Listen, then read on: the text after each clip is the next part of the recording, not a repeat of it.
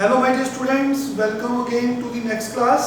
तो बच्चों, हमने सीक्वेंस एंड सीरीज की लास्ट लेक्चर में 9.2 एक्सरसाइज जो कि एपी के क्वेश्चंस हैं वो शुरू किए थे। तो बच्चों, हमने फर्स्ट 4 क्वेश्चंस आपको करवाए थे, तो मैं नेक्स्ट 5th क्वेश्चन ऑनवर्ड्स आज करवाने जा रहा हूँ। तो let us begin with question number 5, exercise 9.8 9.2 NCERT book. वो जो क्वेश्चन है, if an AP we have pth term is 1 over q and qth term is 1 over p, prove that sum of first p cube terms is equal to 1 by 2 p cube plus 1 when given that p is not equal to q। तो we have एक AP है बच्चों जिसमें pth term 1 by q है और qth term 1 by p है। तो prove करो sum of first p multiply q terms, ये आंसर आना चाहिए। तो ये गिवन इंफॉर्मेशन है कि p और q इक्वल नहीं है, क्योंकि अगर p और q इक्वल हो जाएंगे बच्चों तो ये p और ये q बेसिकली ये p और ये q अगर बराबर हो गए तो pth और qth टर्म बराबर हो जाएगी। तो ये तो दो डिफरेंट टर्म्स है AP की। तो इसका मतलब तो हमें सपोज कर लिया let a B first term of AP and DB common difference of AP। तो जब भी AP की बात करते हैं हम फर्स्ट टर्म को स्मॉल a या कैपिटल A मान लेते हैं और D को कॉमन डिफरेंस। तो बच्चों, कोई भी टर्म निकालनी है हम nth टर्म से निकालते हैं, जो आपकी जनरल टर्म होती है। हम ये बता चुके हैं, it is a plus n minus 1 into D। तो हमें pth टर्म दी हुई है, तो pth टर्म के लिए हमें n को p पुट करना पड़ेगा। तो अगर आप n को p पुट करोगे तो pth टर्म बन जाएगी a plus p minus 1 into d। लेकिन pth टर्म की वैल्यू 1 over q है। तो बच्चों, ये आपके पास इक्वेशन 1 स्टोर होगी। Again we have nth term तो बच्चों गिवन है और उसने qth टर्म की बात की है। qth टर्म के लिए n को q पुट करना पड़ेगा। तो जैसे ही हमने n को q पुट किया तो qth टर्म हमें 1 over p दी हुई है। तो now we have two equations, equation 1 and equation 2। बच्चों, इनको सोल्व करके साइमल्टेनियसली सोल्व करके हम a और d की वैल्यू निकाल सकते हैं। ये फर्स्ट इक्वेशन और सेकंड इक्वेशन है a plus q minus 1 into d equal to 1 over q। इसको सोल्व करना हमें आता है, जैसे मैं 10th क्लास में सीखा था। सब्ट्रैक्ट कर दिया दोनों को, ये प्लस का साइन है माइनस का हो गया, ये भी माइनस का हो गया, ये भी माइनस का, ये दोनों कैंसिल हो गए। तो क्या बचा? देखिए बच्चों, p minus 1 into d minus q minus 1 ये टर्म माइनस ये term equal to this minus this, ऐसे लिख सकते हैं हम। तो देखिए बच्चों, इन दोनों में d कॉमन आ गया, तो ये बचा p minus 1, ब्रैकेट खुल गई तो साइन चेंज हो गए। यहाँ पे एलसीएम आ गया p to q या q into p, एलसीएम लेना हमें आता है। तो -1 से +1 कट गया बच्चों। तो d की वैल्यू हमारे पास कितनी आ गई? p minus q, pq, ये p minus q नीचे चल गया। हमें पता है p और q बराबर नहीं है, इसका मतलब p minus q 0 नहीं है। इसको इधर ले लो, तो अगर ये दोनों बराबर ही नहीं है तो इनका डिफरेंस 0 नहीं होगा। तो इसका मतलब डिवीजन नॉन जीरो नंबर से डिवाइड कर सकते हैं, मतलब p minus q कैंसिल हो गया। तो जैसे p minus q कैंसिल हो गया तो d की वैल्यू बच्चों आ गई 1 over pq। तो हमने दो इक्वेशंस की हेल्प से d निकाल लिया। समझ आ रही है बच्चों? तो हमने अब स्मॉल a निकालना है। याद रखना, हमें सम ऑफ फर्स्ट pq टर्म्स निकालनी है। तो देखिए हमारे पास डी आ गया, तो जहां तो फर्स्ट में पुट करिए जहां तो सेकंड में पुट करिए। तो जो हम फर्स्ट इक्वेशन में वापस गए, फर्स्ट इक्वेशन क्या है, 1/q equal to a plus p minus 1 into D, और d की वैल्यू कितनी है 1/pq। यहाँ से आप a निकाल पाओगे, तो देखिए it implies that 1/q equal to a plus, बच्चों p minus 1 into 1 p minus 1 over pq है, तो हमने आगे बताया था, देखिए क्या बन जाएगा, एलसीएम को ब्रेक करेंगे, PQ को दोनों के नीचे ले जाएंगे, इसे बोलते हैं स्प्लिटिंग, हम ऑलरेडी डिस्कस कर चुके हैं, ये P से P कैंसिल, ठीक है बच्चों। तो देखिए हमारे पास कितना बच गया, 1/q equal to a plus 1/q minus 1/pq। Clear है सबको? तो देखिए बच्चों, ये 1/q ट्रांसपोज हो जाएगा, कट जाएगा, तो माइनस 1/pq उधर चल जाएगा, तो a की वैल्यू मिल गई 1/pq। तो बच्चों सिंपली दो इक्वेशन हैं, उनको साइमल्टेनियसली सॉल्व किया, हमें d मिल गया, d की वैल्यू फर्स्ट में पुट करी, a मिल गया, काफी नॉर्मल सी रूटीन काम है, a और d मिल गया। तो बच्चों a भी मिल गया 1/pq, d भी मिल गया 1/pq। तो देखिए, तो अब हमने निकालना क्या है, sum of first pq terms. तो हम जानते हैं Sn कैसे निकालते हैं, n/2 2a plus n minus 1 into d. ये क्या होता है, sum of first n terms. तो हमें क्या चाहिए, sum of first p to q terms. तो n की जगह पे pq लिख दीजिए, a की वैल्यू हमने अभी निकाली है 1/pq, n की जगह पे बच्चों pq, और d की वैल्यू हमने निकाली है 1/pq। सिंपल क्वेश्चन है। तो देखिए pq over 2 into 1 2 over pq, तो बच्चों pq माइनस 1 को 1 से मल्टीप्लाई किया, तो नीचे pq आ गया। तो बच्चों देखिए हमारे पास s ऑफ pq कितना आ गया, pq ये आ गया बच्चों। एलसीएम ले लेंगे, तो डिनोमिनेटर सेम है, numerator as it is add हो जाएगा, ये pq से pq कैंसिल हो गया। तो आप देख सकते हैं बच्चों हमारा आंसर पहुंच गया, तो 2 माइनस 1 1, तो 2 माइनस 1 1, तो pq प्लस 1, और बाहर क्या है 1/2, यही तो प्रूव करना था, दिस इज आंसर। बच्चों समझ आई सबको? आराम से लेक्चर, जहां से कोई समझ ना आए वीडियो को पॉज करो, फिर से देखो, ठीक है, बड़ा आसान क्वेश्चन है, आप कर सकते हो। तो now we have question number 6, simple calculations है आपके पास, 10th में भी हमने ऐसे क्वेश्चंस किए थे बच्चों। तो question number 6, if the sum of certain number of terms starting from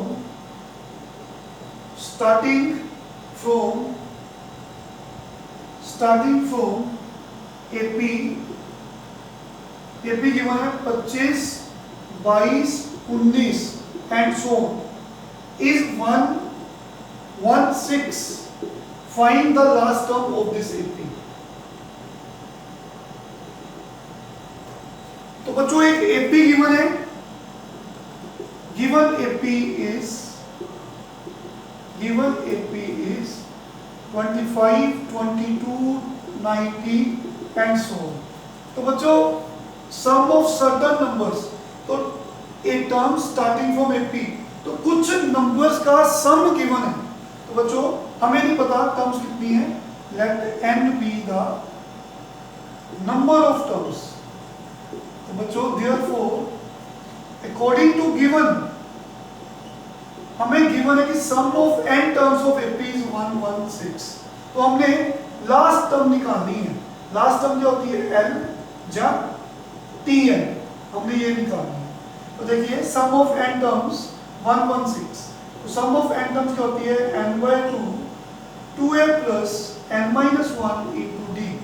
तो सम की वैल्यू गिवन है बच्चों, तो नंबर ऑफ टर्म्स हम निकाल सकते हैं। देखिए n/2, a क्या होता है फर्स्ट टर्म, तो फर्स्ट टर्म AP गिवन है 25, तो 2 मल्टीप्लाई 25। कॉमन डिफरेंस कैसे निकालते हैं, सेकंड में से फर्स्ट को माइनस कर देंगे, क्योंकि ये AP गिवन है, हमने चेक नहीं करनी। तो डी की वैल्यू आ गई -3।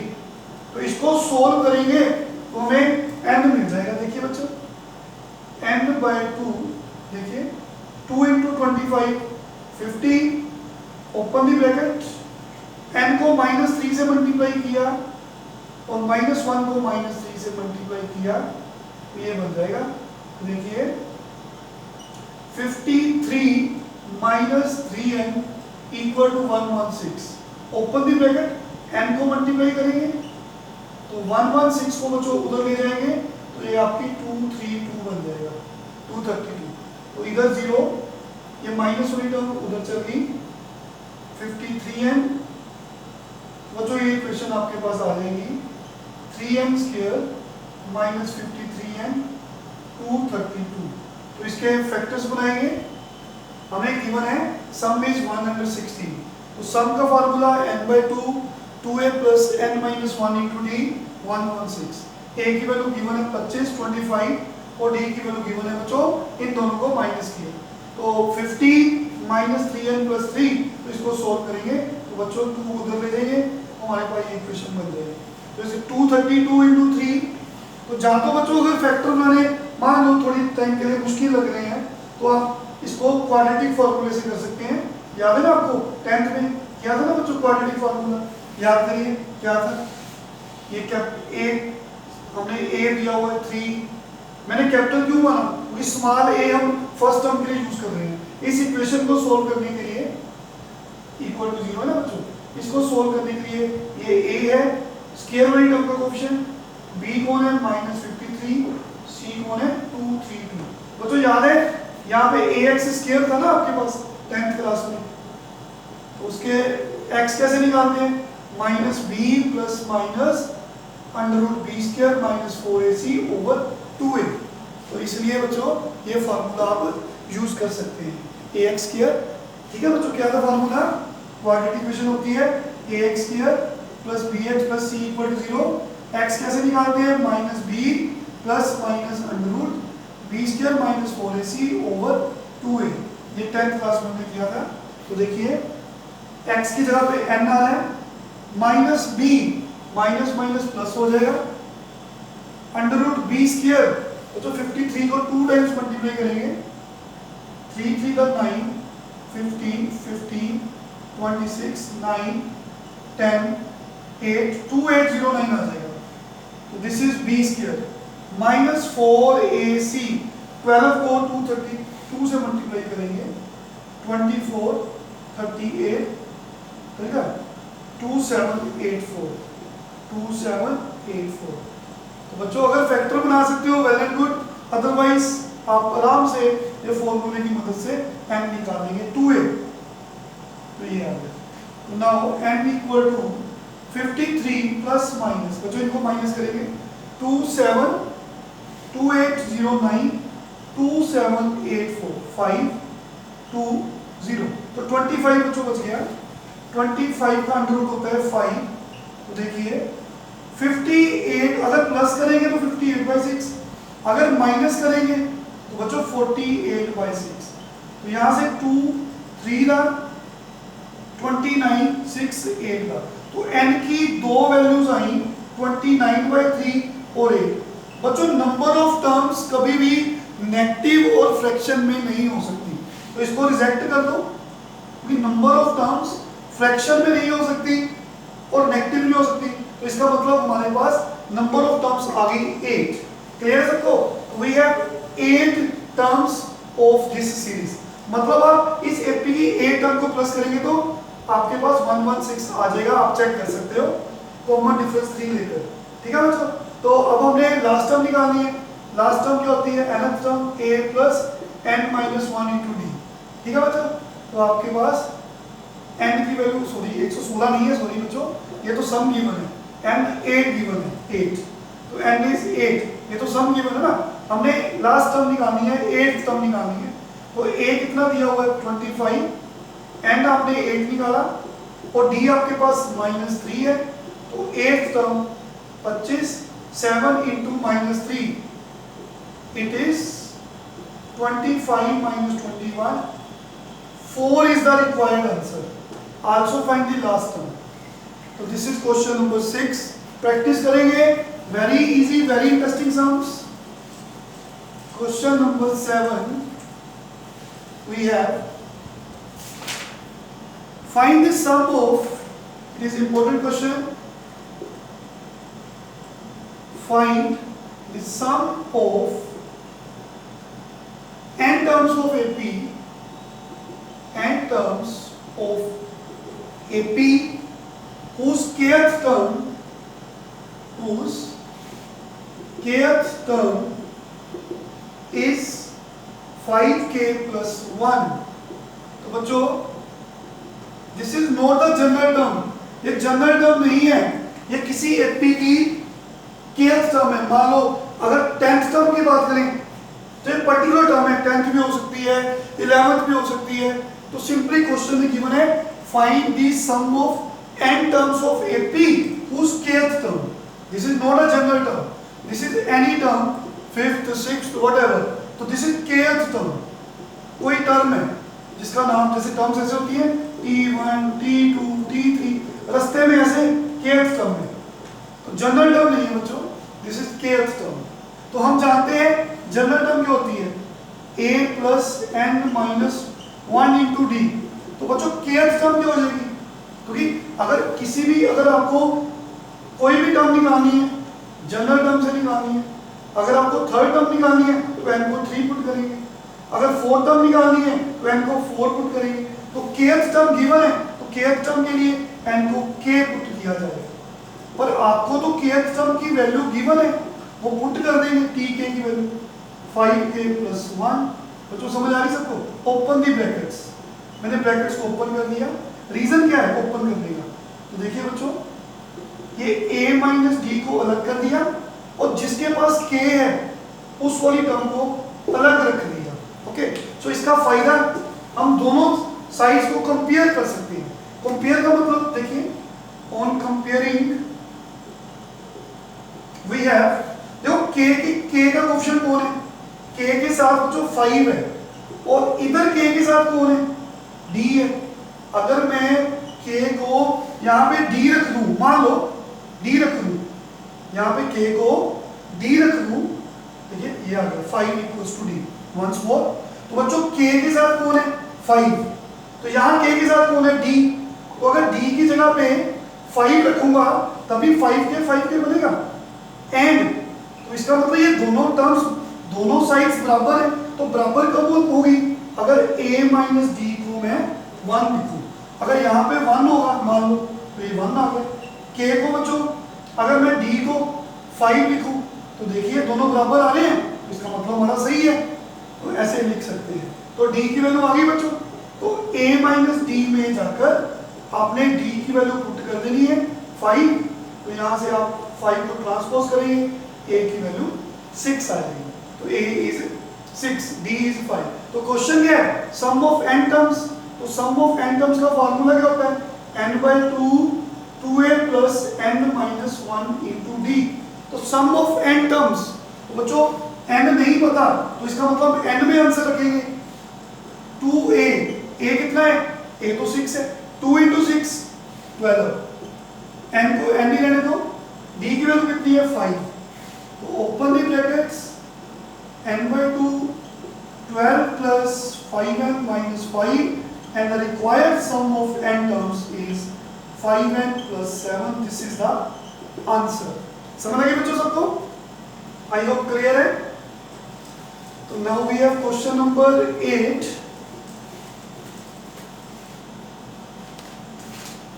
Question number 8, if the sum of n terms, if sum of n terms of an AP is, बच्चों बड़े आराम से कर रहे हैं, हमें कोई जल्दी नहीं है, बड़े आराम से समझ कर रहे हैं। आप ज्यादा से ज्यादा क्वेश्चन एक्सरसाइज के ट्राई करेंगे। where P and Q are constants, find the common difference, find common difference। तो बच्चों given that sum of n terms of AP is Pn plus Qn square. Given that P and Q are constants, हमने common difference निकालना है, AP हमें given है। तो question में given है sum of n terms of AP, हमें क्या गिवन है, Sn is Pn plus Qn square। तो बच्चों हमने n को पहले 1 पुट किया, फर्स्ट इक्वेशन स्टोर कर ली, तो ये आ गया S1, n को 1 पुट करेंगे दोनों तरफ, S1 is P plus Q। तो S1, what is the meaning of Sn?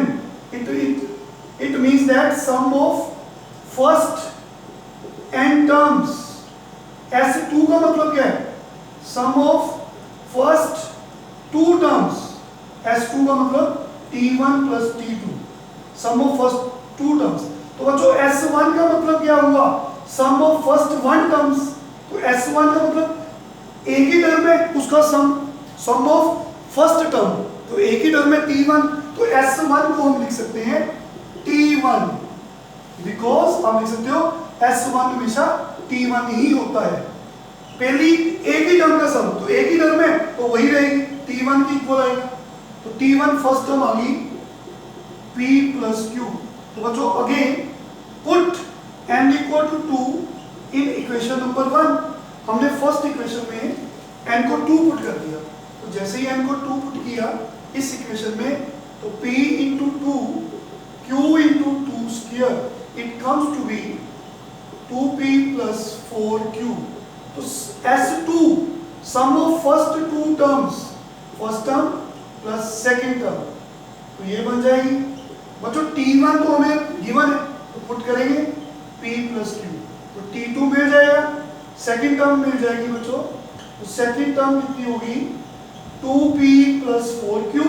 इसको ट्रांसपोज करेंगे दोनों टर्म्स को, तो सेकंड टर्म आ गई 2p minus p 1p 4q minus q 3q। तो this is second term of AP। तो now we know that common difference that is D is equals to second term minus first term.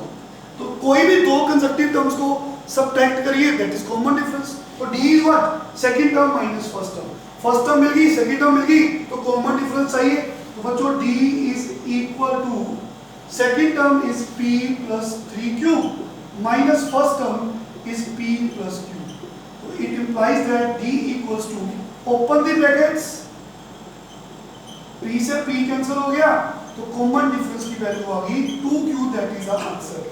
तो बच्चों बड़े आराम से हम sums करवाने हैं, बाकी क्वेश्चन ट्राई करें, तो देखते हैं कि जहाँ से 2 लेक्चर और लगेंगे तो सारे क्वेश्चंस कंप्लीट हो जाएंगे। ठीक है बच्चों, तो फिर आपकी AP खत्म हो जाएगी, फिर हम GP शुरू करेंगे।